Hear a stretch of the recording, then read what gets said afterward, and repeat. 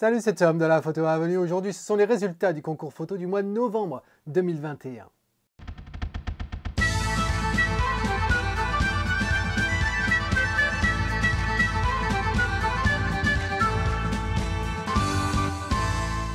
Alors aujourd'hui, comme promis, c'est les résultats du concours du mois de novembre 2021. Pas beaucoup de photos pour ce mois-ci, mais c'est de ma faute, tout simplement, parce que comme je n'avais pas sorti les résultats de septembre-octobre dans les temps, et les gens se sont demandé s'il y avait toujours le concours. Heureusement, on en a quelques-unes. On regarde ça. Tu connais le principe, 4 catégories, paysage, portrait, animal et enfin la catégorie autre.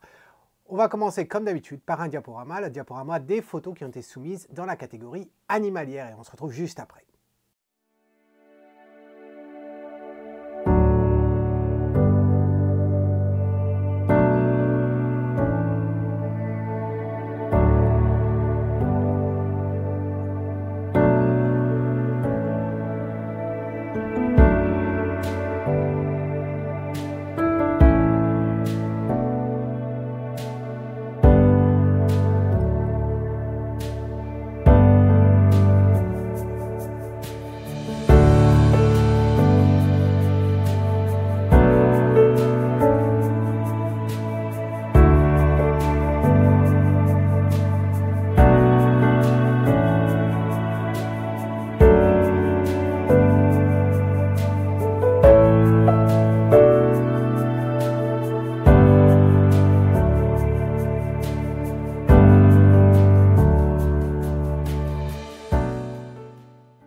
Alors j'espère que tu as aimé ce diaporama. Je dois dire que la qualité des photos animalières ce mois-ci est quand même assez intéressante. Regardons ça de plus près.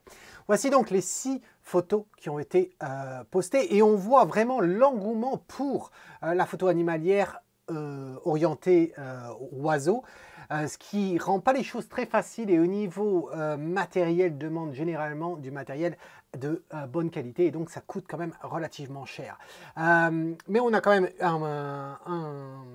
une photo assez intéressante avec ce cerf dans la forêt. Alors, parmi toutes ces photos-là, celles que j'ai décidé de garder, les voici. Alors, si elles ne s'affichent pas, ça ne le fait pas. Ce n'est pas le bon filtre. Voici celles que j'ai décidé de garder. Donc, 4 sur 6. Alors, qu'est-ce qu'on a? Sur la gauche, comme d'habitude, je compte sur toi pour me dire de quel animal il s'agit dans un commentaire. En fait, ça va être un nouveau jeu à l'intérieur du concours mensuel. J'adore ça. J'adore comment chacun y va, de dire c'est un mâle car il a ça, cette couleur. Non, c'est une femelle parce que patati patata. J'adore ça. Continuez, c'est génial. Alors, sur la gauche, on a ce que je pense être sûrement une grue, je pense, mais je suis sûrement faux. Voilà, cette photo qui a été faite par Nicolas. Ensuite, on a le cerf au milieu qui a été fait par François. Ensuite, on a Eric qui nous fait cette buse sur un poteau téléphone, je pense, ou électrique. J'ai jamais trop compris la différence. Et ensuite, Chavanon avec cette photo de cet oiseau absolument magnifique dans la neige. Alors, qu'est-ce qu'on en pense de ces 4 photos? Si je les ai retenues, c'est qu'elles sont quand même de bonne qualité. C'est-à-dire quand on les regarde à 100%, ou là un petit peu plus, je ne peux pas fauter l'exécution au moment de la prise de vue. C'est bien fait, c'est bien propre, il y a une netteté, il y a un sujet bien défini. L'ensemble va plus ou moins bien ensemble, c'est relativement propre. Il y aurait certes certaines améliorations, je pense, à apporter. Je ne suis pas sûr, par exemple, qu'on avait besoin d'avoir forcément autant d'informations dans cette scène. Ce qui me gêne le plus, ça va être ici. C'est sûrement une herbe, en fait, qui est devant l'appareil, qui devient floutée, et donc nous crée cette partie ici. Et ça, j'avoue que ça attire le regard, parce que pour une question de colorimétrie, ça attire le regard, et c'est dommage. Ensuite, au niveau des branches, c'était un petit peu risqué ici. Je pense que je les aurais un petit peu supprimées. Voilà, ces 3 petites branches ici, mais sinon à part ça c'est propre, c'est bien fait. Cette branche là je la trouve quand même très attire-œil, et ainsi que juste là à cet endroit là, voilà. Donc certains points comme ça, et puis on pourra argumenter sur certaines petites zones, mais la photo est quand même pas mal du tout. Ensuite, la photo de François. Alors cette photo là, je pense qu'elle aurait pu être absolument extraordinaire.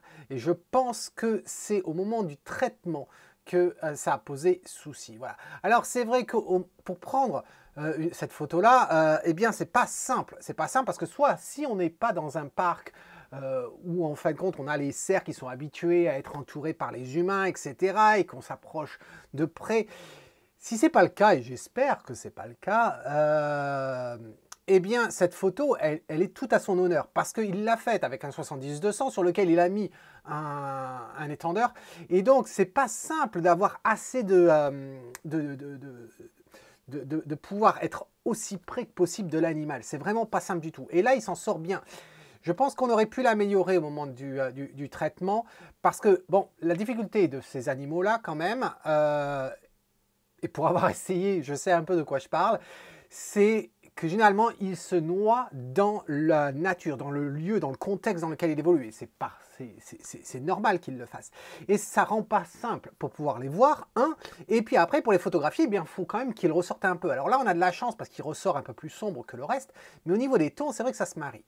Et je pense que par exemple, la fougère qui est en bas ici, eh bien, elle est un petit peu trop lumineuse à mon goût. Ça suffisait d'avoir de la lumière derrière. Sur le devant, il n'y en avait pas besoin. Et c'est vrai que si on met sa main devant, eh bien, d'un seul coup, on rentre un petit peu plus dans la scène. Au niveau, il y a un léger voile dans la photo. Je ne suis pas sûr du pourquoi. Et je pense que le traitement agit en fin de compte sur la photo. Je ne sais pas si on avait besoin de garder autant de hauteur ici. Voilà, peut-être un recadrage. Mais en tout cas, c'est pas mal du tout. Et ensuite, ce que j'avais dit comme étant une buse, mais peut-être que c'est une sorte d'aigle, je ne sais pas, ça paraît tellement gros, un faucon, mais je trouve ça très très intéressant. Pareil, hein, mets-moi le nom de l'espèce dans le commentaire. On peut pas la photer celle-là. Il y a une belle netteté comme j'aime bien sur ce type de photo. Vraiment, on voit bien le profil de l'animal, son bec bien défini, tout ça. Donc c'est très très propre. On a un contexte qui est présent, mais qui est quand même relativement simple.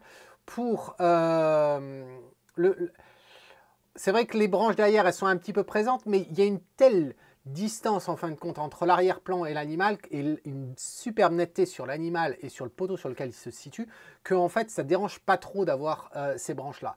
Mais c'est vrai qu'on aurait pu apprécier qu'il y ait un petit peu plus un flou un petit peu mieux derrière. Mais c'est comme ça, on n'a pas le choix.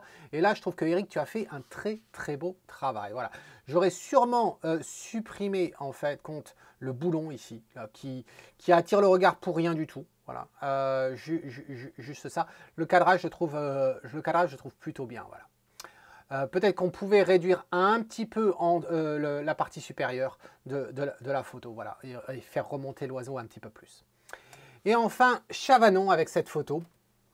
Alors là, eh ben là, je dois dire que ça me plaît beaucoup. Ça me plaît vraiment beaucoup.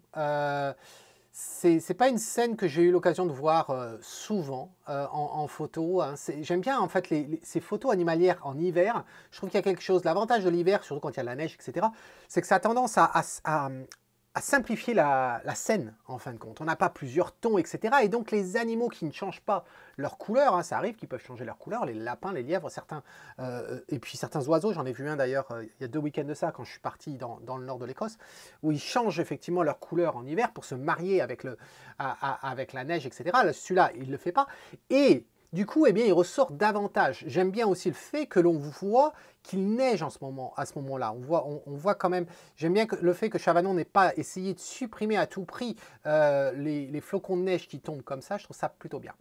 La seule critique que j'aurais à faire sur cette photo, je pense qu'elle méritait d'être sûrement réduite en haut. Voilà, je pense pas qu'on ait besoin d'autant d'informations sur la partie haute comme ça. Juste réduit, peut-être à ce niveau-là. Alors, on ne peut pas trop faire un 2 par 3 et descendre, parce que 2 par 3 et descendre, on n'a pas forcément envie d'être trop collé ici. On a envie qu'il y ait quand même de l'air ici. Mais je pense qu'un 4/5e ou un 4 par 3, ça pourrait faire, même voire peut-être un 5/7e. Un 5 par 7, ça pourrait le faire, juste histoire de faire remonter un petit peu la bête qui, je trouve, un petit peu basse ici. Voilà. mais vraiment belle photo. Alors, sur toutes ces photos, pas simple de faire un choix, mais il faut quand même en faire un. Je ne vais pas garder la photo de Nicolas. Voilà, je trouve que le sujet, il y en a, le sujet, je le trouve un petit peu moins fort que les autres. C'est toujours délicat hein, de préférer un oiseau plutôt qu'un autre. Mais dans la scène globale, générale, ici, je la trouve moins forte. Voilà. Ensuite, alors le cerf, j'aurais vraiment voulu le mettre en avant, mais le problème c'est que le travail fait dessus, je trouve qu'il y a des choses qui manquent. Un certain manque de contraste, on va dire. Il y a une douceur dans la photo, comme un voile, et je ne suis pas sûr de comprendre d'où est-ce que ça vient. Est-ce que c'était un manque de netteté ou quoi que ce soit, et le travail par la suite, je ne sais pas. Mais ça ne va pas être le cerf parce que tout simplement on ne le voit pas assez. Voilà. Alors, donc je supprime, voilà, et on se retrouve à voir ces deux photos. Photo donc de Eric avec ce qui s'apparente à être un faucon, voilà, et puis l'autre de Chavanon, voilà. Et sur les deux, eh bien, mon cœur et ma tête me disent de choisir la photo de Chavanon. Voilà, félicitations à toi Chavanon, très très beau spécimen, très belle photo, voilà. Donc ça, c'était l'animalier. Je te propose de voir, comme d'habitude, le portrait. Seulement le portrait, on en a que 3, et j'ai décidé de ne pas faire un diaporama pour le portrait. Alors regardons de quoi il s'agit pour le portrait. Hop, voici. On a ces 3 photos. Alors, 3 photos, on a la première faite par Laurent qui est à gauche. Ensuite, on a l'éternel heureux qui est Stéphane, bien entendu. Et ensuite, on a la photo de Olivier qui est à droite. Voilà. Alors, 3 photos quand même assez différentes. Photo de mode pour la gauche, photo un peu plus éditoriale, je dirais, sur le milieu, sachant que c'est un autoportrait, mais on ne va pas le juger comme étant un autoportrait, même si ça pourrait effectivement apporter quelque chose. Et ensuite, photo sûrement volée, ou du moins, on va dire candide, voilà, avec la photo d'Olivier qui est à droite. Alors, sur le portrait, j'ai vraiment envie que cette catégorie avance, j'ai vraiment envie que cette catégorie elle grandisse. On a eu l'occasion en 2021 d'avoir de très très beaux portraits. Et c'est vrai que c'est une catégorie qui me tient énormément à cœur, et je reconnais que c'est pas forcément simple pour tout le monde parce qu'il faut forcément trouver un sujet, et c'est pas simple. D'où Stéphane qui par exemple, lui, fait de l'autoportrait, même si pour le mois précédent, il nous avait fait un portrait, non pas de lui, mais d'une dame, et d'ailleurs qui avait remporté la catégorie. Là, pour novembre, donc, quoi choisir entre ces 3? Eh bien, je vais commencer par celle qui me pose le plus de problèmes, c'est-à-dire celle de Olivier. Voilà, celle de Olivier, elle me pose problème. Pourquoi? Parce que c'est un portrait, et qui dit portrait dit visage, et là le visage malheureusement il n'est pas net. Voilà. Donc on a la veste, le blouson qui est net, le visage il n'est pas net. Certaines des règles, on se demande pourquoi elle regarde dans ce sens-là et pourquoi avoir donné autant d'espace sur la droite. Une partie très très lumineuse ici sur la droite, c'est même pas un 16 neuvième, c'est plus qu'un 16 neuvième, et pourtant il n'y a rien de vraiment très cinématique dans cette scène-là. On lui coupe la main ici, on ne comprend pas trop pourquoi, on ne sait pas trop à quoi penser quand on regarde cette scène-là, et donc pour moi ça ne pourra pas marcher. Voilà. Donc c'est dommage. Ensuite, celle de Stéphane. Alors, celle de Stéphane, toujours ensoleillé, hein, toujours plein sourire, mais je la trouve, je rigole, mais je la trouve très très intéressante cette photo. Il y a certes des choses qui sont... c'est intéressant parce que Stéphane, le mois dernier, donc la vidéo que j'ai sortie hier, tu avais mis les mains comme ça ici, et je t'avais fait une critique là-dessus où je ne comprenais pas pourquoi tu avais mis ta main sous le menton comme ça avec les phalanges, plutôt que d'avoir pris le menton directement dans ta main. Là, c'est vrai que ça me fait un petit peu le même effet, hein, un petit peu le même effet comme ça. Pourquoi pas la main entière? Pourquoi comme ça? Mais ce qui me gêne le plus, c'est pas tant que ça. Ça va être cette main-là. Voilà, cette main-là qui est beaucoup trop lumineuse par rapport à tout le reste. Hein. On le voit, regarde, au niveau du bras, le bras est sombre et c'est normal et ça ne me pose aucun souci par rapport à ça. Mais d'un seul coup, la main ressort. La main ressort même plus que le haut que tu portes, que le t-shirt. Et donc, du coup, c'est vrai que ça m'embête à ce niveau-là. Mais je trouve que cette photo-là exprime beaucoup, en fin de compte. Hein. On pourrait avoir, malheureusement, c'est marrant, enfin, marrant, pas trop marrant, mais je dirais c'est le type d'affiche de photos on pourrait voir sur les affiches, et on en a pas mal en Écosse, sur toutes les affiches concernant la dépression, etc. Il y a des gros problèmes de dépression en Écosse, comme dans beaucoup de pays, mais surtout, je pense que le climat n'aide pas.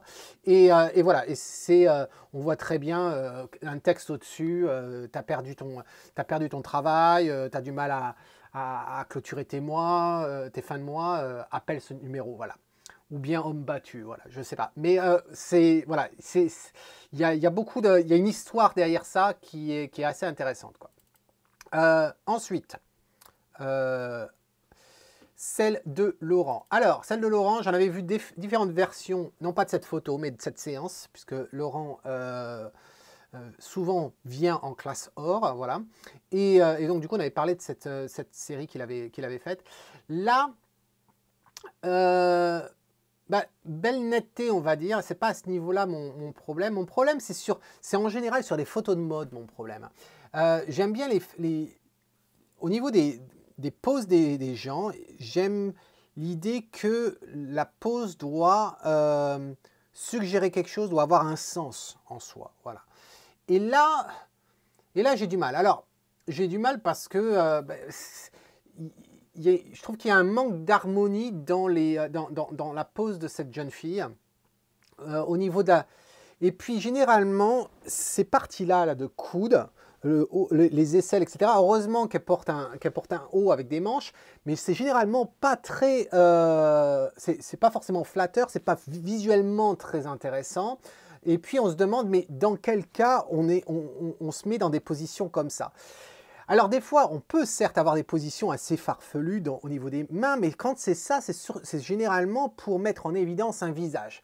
Or là, je ne suis pas sûr que les mains telles qu'elles sont là, certes, ça pointe vers le visage ou vers la tête, mais l'expression sur le visage, il est absolument neutre, il n'a absolument rien. C'est malheureusement le modèle ici, on dirait c'est comme un cintre, voilà. Il n'a pas d'autre but que de porter un vêtement à cet endroit-là.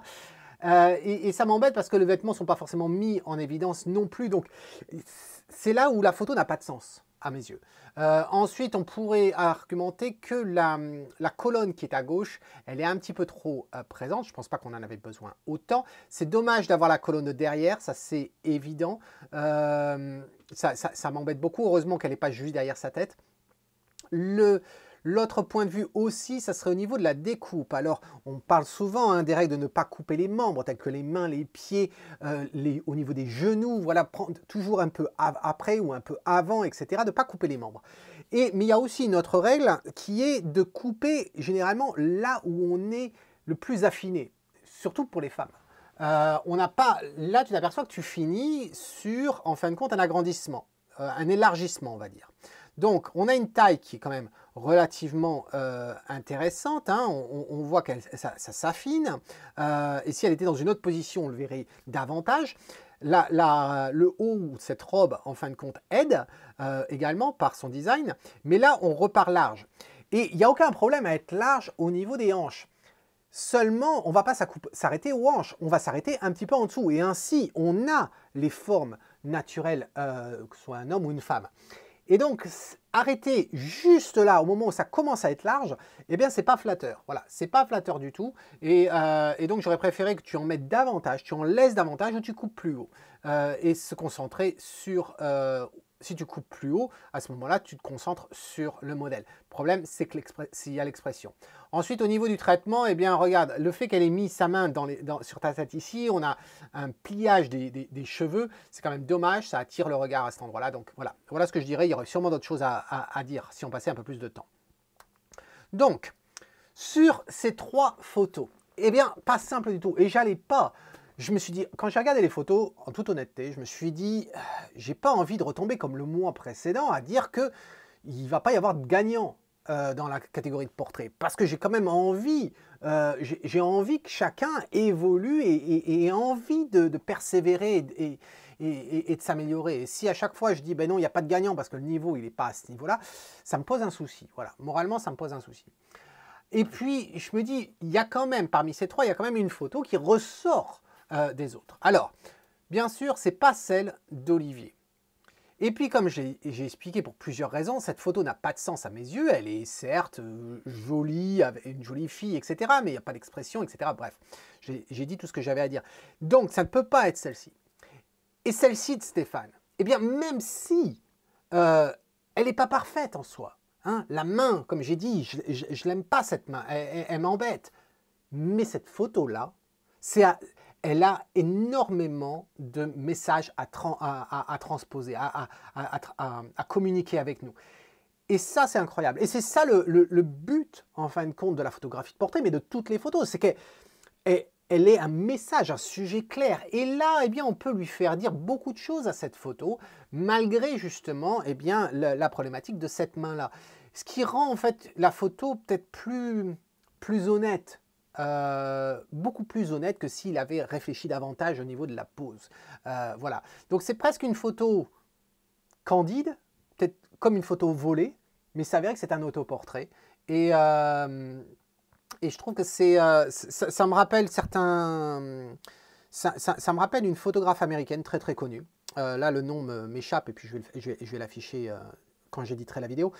Qui explique très clairement que elle, son but quand elle fait les portraits, ça n'a jamais été de mettre les gens à l'aise. C'est vrai qu'on a tendance, hein, il y a beaucoup de psychologie derrière la photographie de portrait, et on a tendance à vouloir mettre les gens à l'aise pour qu'ils soient au mieux et qu'on puisse avoir de belles expressions. Mais elle, son style de photo, ça n'a jamais été de mettre les gens à l'aise, c'était de prendre les gens tels qu'ils sont. Voilà. Et même quitte à créer peut-être un petit peu de violence. Et pas violence physique, hein, se faire violence. Et ça me rappelle beaucoup, en fin de compte, à son style de photo. Voilà. Donc, voilà la photo gagnante de ce mois-ci. Bravo Stéphane, continue comme ça. On a vu l'animal, le portrait, c'est bien sûr le temps du paysage. Et je te propose un diaporama et on se retrouve juste après.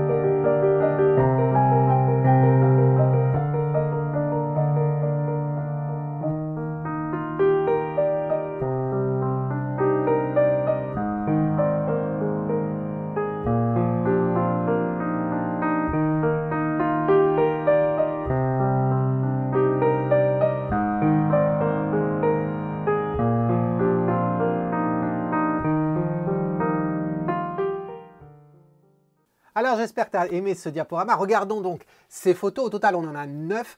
9 photos qui sont quand même principalement avec une relation avec l'eau, hein, quand même, pour ce mois de novembre. Alors, assez éclectique en soi, mais bon, toujours sur l'eau ou sur le ciel. Et bien sûr, j'ai fait ma sélection. Alors sur toutes ces photos-là, eh bien, celles que j'ai décidé de garder, les voici les 4. Voilà. Alors, qu'est-ce qu'on a? Eh bien, on a la photo en haut, à gauche, avec ce coucher de soleil ou ce lever de soleil de Sébastien, voilà. Ensuite, on a la photo avec le phare breton de Nicolas. Et comme quoi, Nicolas ne fait pas que de l'animalier, hein. Ça fait plaisir, Nicolas, que tu reviennes vers le paysage. Et ensuite, on a Olivier avec ce phare en bas à gauche. Et ensuite, on a Eric avec cette plage et puis les montagnes qu'on devine derrière et puis ces nuages qui déferlent. Voilà. Alors voilà les 4 que j'ai gardés. C'est les 4 que j'ai gardés parce que j'ai trouvé qu'elles ressortaient le plus. Mais je t'avouerai que Sur ces quatre-là, eh bien, c'est vrai que j'ai un choix relativement évident, je dirais, sur ces photos. Alors, vite fait, sur celle de Sébastien ici, je la trouve pas mal du tout. Il y a une certaine ambiance. L'eau, j'aime pas l'effet crépon, mais ça, c'est personnel. Mais j'aime bien cette ambiance avec je dis soit le lever, soit le coucher du soleil que l'on a là. C'est assez simple, mais je vois bien ça imprimé, accroché au mur. Je vois pas de souci à ce niveau-là. Ensuite, celle de Nicolas, celle de Nicolas, je trouve qu'elle a des couleurs quand même assez intéressantes. Attention quand même, à certains endroits ici, ça manque de propreté. Je pense que tu as poussé un petit peu trop certains curseurs alors, ça peut être les curseurs de vibrance et de saturation sur certaines couleurs, ou bien sur le contraste. Je ne pense pas que tu aies utilisé la clarté dans le ciel, donc je pense que c'est uniquement sur la colorimétrie. Ici, il y a un souci, voilà. Ici, il y a un souci.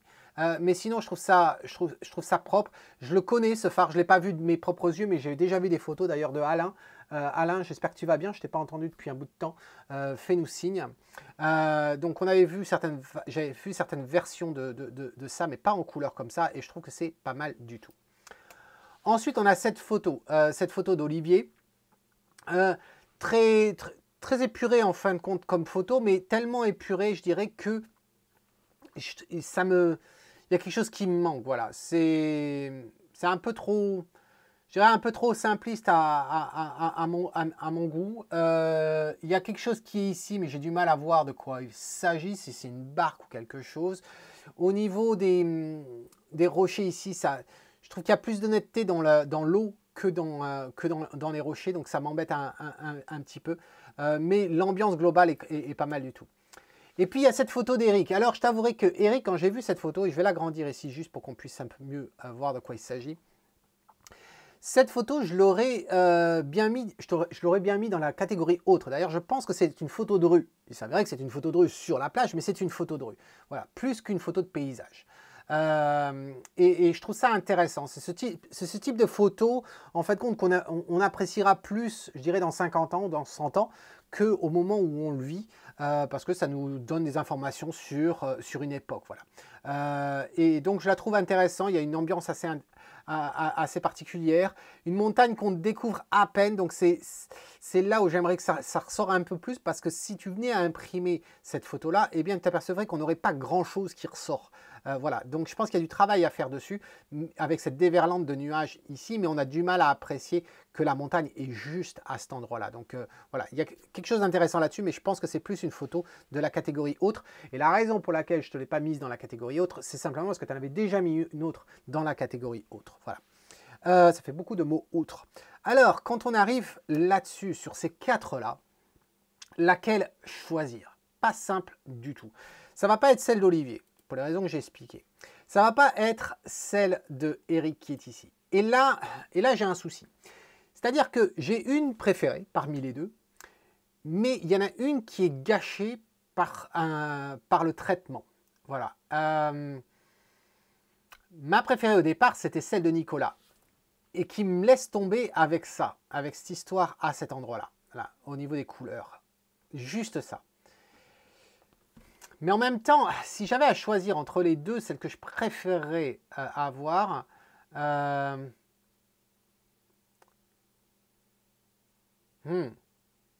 c'est très délicat. C'est très délicat parce qu'il y a, pareil, il y a une obscurcie ici sur l'eau que j'ai du mal je trouve la transition un petit peu trop forte. J'essaie de voir d'où vient la lumière ici.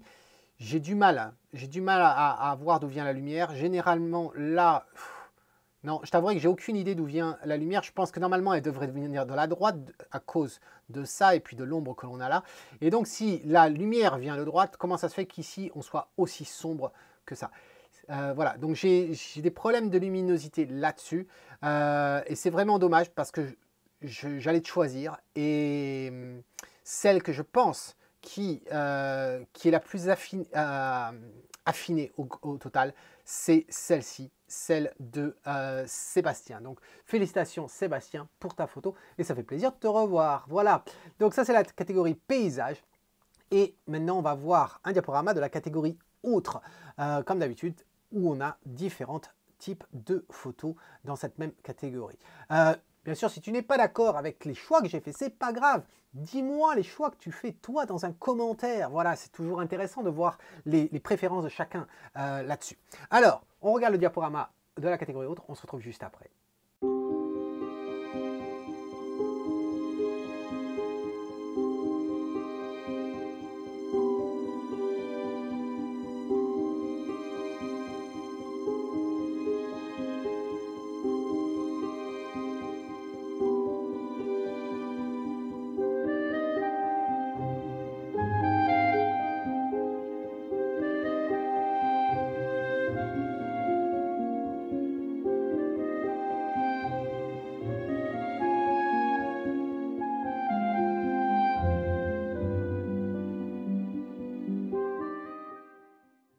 Alors, cette catégorie autre, j'avais hésité à faire un diaporama parce qu'il n'y en a que 4 photos. Alors, c'est vrai que pour le portrait, je n'ai pas fait un diaporama alors qu'il n'y en avait que 3. Mais bon, j'espère que tu as apprécié le diaporama néanmoins.